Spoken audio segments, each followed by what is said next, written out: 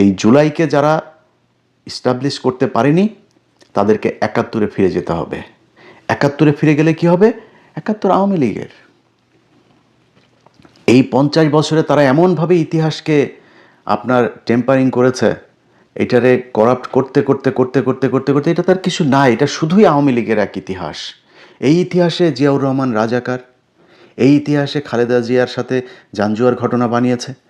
এই ইতিহাসের যদি নাকি আপনি মেনে যদি বাংলাদেশকে রাখতে চান, তাহলে শেখ হাসিনা ছাড়া ৭২-এর সংবিধান ছাড়া আর বাংলাদেশে কোনো কিছু নাই।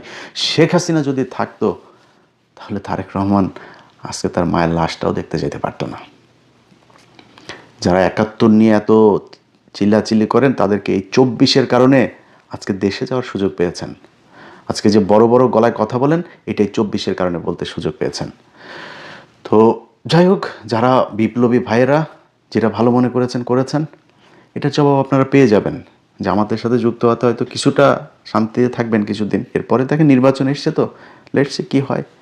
আমরাও তো আছি এই দেশে, ইনশাল্লাহ দেখা হবে। আল্লাহ হাফেজ।